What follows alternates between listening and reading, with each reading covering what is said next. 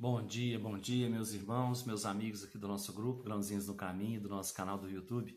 Sejam todos bem-vindos mais uma vez, mais uma terça-feira, ao nosso pequeno estudo, a nossa leitura diária do Evangelho segundo o Espiritismo, do Livro dos Espíritos, nossos grãozinhos no caminho dessa terça-feira. Para iniciar nosso pequeno estudo, nossa oração. Em agradecimento ao Pai por podermos estar aqui mais uma vez, né? Pai nosso que estais nos céus, santificado seja o vosso nome, venha a nós o vosso reino, seja feita a vossa vontade, assim na terra como no céu. O pão nosso de cada dia nos dai hoje, Senhor. Perdoai nossas dívidas, assim como nós perdoamos os nossos devedores. Perdoai nossas ofensas, assim como nós perdoamos a quem nos tem ofendido, e não nos deixeis cair em tentação, mas livrai-nos de todo o mal, que assim seja. O Evangelho traz para a gente hoje, o capítulo 16 ainda, não se pode servir a Deus e a Mamon, desigualdade das riquezas. A desigualdade das riquezas é um desses problemas que se procura em vão resolver, se não se considera senão a vida atual. A primeira questão que se apresenta é esta: por que todos os homens não são igualmente ricos? Não o são por uma razão muito simples. É que eles não são igualmente inteligentes, ativos e laboriosos para adquirir, nem moderados e previdentes para conservar. Aliás, é um ponto matematicamente demonstrado que a fortuna igualmente repartida daria a cada qual uma parte mínima e insuficiente, que supondo-se essa repartição feita, o equilíbrio estaria rompido em pouco tempo pela diversidade dos caracteres e das aptidões. Que supondo-a possível e durável, cada um tendo apenas do que viver, isso seria o aniquilamento de todos os grandes trabalhos que concorrem para o progresso e o bem-estar da humanidade. Que supondo-se que ela desse a cada um o necessário, não haveria mais o aguilhão que compele às grandes descobertas e aos empreendimentos úteis. Se Deus a concentra em certos pontos, é porque daí ela se derrama em quantidade suficiente segundo as necessidades. Admitindo isso, pergunta-se por que Deus a dá a pessoas incapazes para fazê-la frutificar para o bem de todos. Aí ainda está uma prova da sabedoria e da bondade de Deus. Dando ao homem o livre-arbítrio, quis que ele alcançasse por sua própria experiência a distinção do bem e do mal, e que a prática do bem fosse o resultado dos seus esforços e da sua própria vontade. Ele não deve ser conduzido fatalmente nem ao bem nem ao mal, sem o que não seria senão um instrumento passivo e irresponsável, como os animais. A fortuna é um meio de prová-lo moralmente, mas como ao mesmo tempo é um poderoso meio de ação para o progresso, Deus não quer que ela fique muito tempo improdutiva, e por isso a desloca incessantemente. Cada um deve possuí-la para experimentar servir-se dela e provar o uso que dela sabe fazer. Mas como a impossibilidade material de que todos a tenham ao mesmo tempo, que aliás, se todo mundo a possuísse, ninguém trabalharia e o aprimoramento do globo com isso sofreria, cada um a possui a seu turno. Quem não a tem hoje já a teve ou a terá numa outra existência, e quem a tem agora poderá não tê-la mais amanhã. Há ricos e pobres, porque Deus, sendo justo, cada um deve trabalhar a seu turno. A pobreza é para uns a prova da paciência e da resignação. A riqueza é para outros a prova da caridade e da abnegação. Deplora-se com razão o lamentável uso que certas pessoas fazem de sua fortuna, as ignóbeis paixões que a cobiça provoca, e se pergunta se Deus é justo em dar a riqueza a tais pessoas. É certo que se o homem não tivesse senão uma só existência, nada justificaria essa repartição dos bens da terra. Mas se, em lugar de limitar a visão à vida presente, considerar-se o conjunto das existências, vê-se que tudo se equilibra com justiça. O pobre, pois, não tem mais motivo para acusar a providência, nem para invejar os ricos, e os ricos não têm mais do que se glorificar pelo que possuem. Se dela abusam, não será nem com os decretos, nem com as leis suntuárias que se remediará o mal. As leis podem momentaneamente mudar o exterior, mas não podem mudar o coração. Por isso elas não têm senão uma duração temporária e são sempre seguidas de uma reação mais desenfreada. A fonte do mal está no egoísmo e no orgulho. Os abusos de toda espécie cessarão por si mesmos quando os homens se regerem pela lei da caridade. Leitura extensa, né, gente?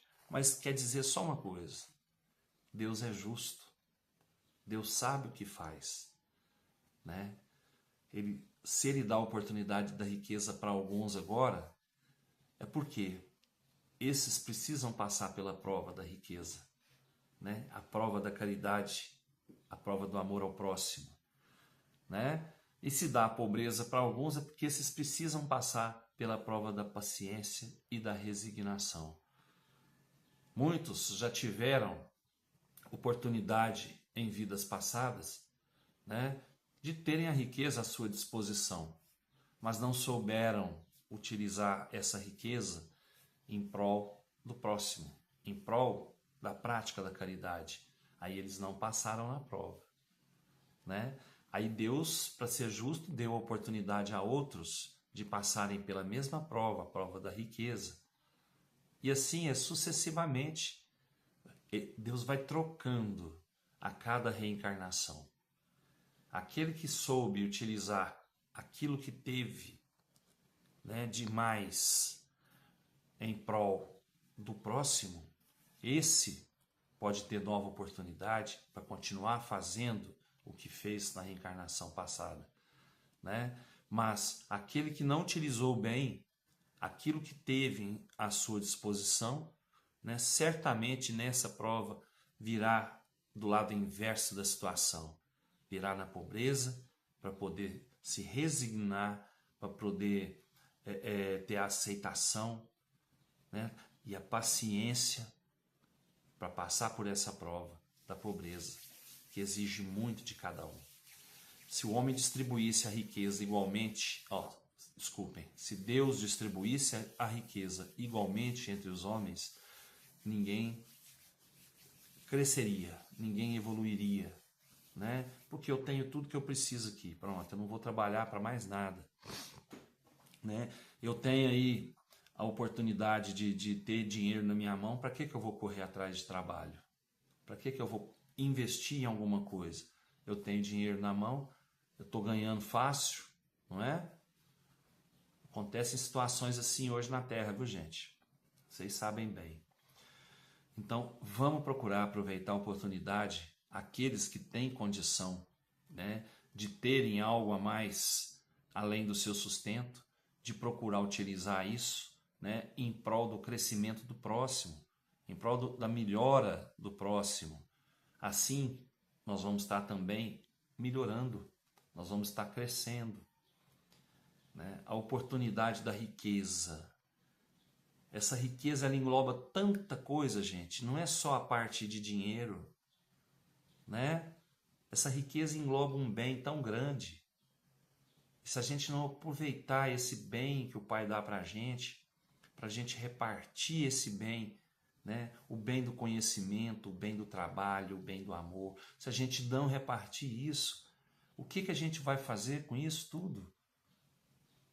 Né? Nós recebemos o bem, mas se nós não praticarmos o bem, nós não vamos levar nada dessa terra. Nós não vamos aprender nada com isso. Então vamos procurar, né? Tendo a oportunidade, vamos fazer o bem, vamos fazer a caridade, né? Vamos promover a riqueza que o Pai nos deu, tá?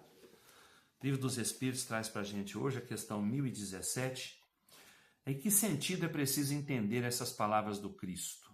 Meu reino não é deste mundo? Assim respondendo, o Cristo falava num sentido figurado. Ele queria dizer que não reina senão sobre os corações puros e desinteressados. Ele está por toda a parte, onde domina o amor ao bem. Mas os homens ávidos de coisas deste mundo e ligados aos bens da terra, não estão com ele. Então Deus, Jesus, né, ele está governando sobre os homens de bem. Sobre os homens de bem. Os corações puros que fazem o bem sem interesse algum, esses estão, né, sobre o reinado de Jesus, sob o reinado de Jesus. Né? Jesus está ali, no meio deles. Aqueles que não entendem isso, que não praticam a lei de amor, de caridade, eles não têm Jesus como seu rei, como seu senhor, né? Como onipotente, filho do Pai. Né? Então, Jesus governa, o reino dele não é desse mundo nosso, porque esse mundo nosso ainda é material demais. Esse mundo nosso se esquece de que existe algo além disso aqui. Né? Se esquece daquele que trouxe a lei de amor para nós. Então, enquanto a humanidade estiver pensando materialmente, né, ela não vai ter Jesus como rei.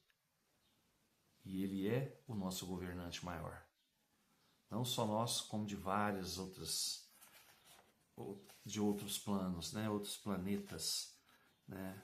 Então, enquanto Jesus não estiver dentro do nosso coração, nós não vamos ter governante. Nós vamos estar aí, ó, por nossa conta. Vamos colocar Jesus no coração, colocar Jesus em todas as nossas ações, para que a gente possa responder ao nosso Criador, dizendo: meu Deus, eu reconheço Jesus, seu Filho, Jesus, seu enviado, à terra, como meu Senhor, como meu governante. A sua lei eu vou seguir com todo o meu coração. Aí sim, nós vamos ter perto de nós, vamos ter dentro de nós, né, um rumo, um caminho, né, uma lei a seguir. A lei maior, a lei de amor. Que Jesus nos abençoe. Nos dê uma ótima terça-feira com muita paz, muita luz, muito amor no coração, muita sabedoria e muita saúde. Fiquem todos com Deus. Até amanhã, se Ele quiser. E eu tenho certeza que Ele quer. Beijo no coração, pessoal.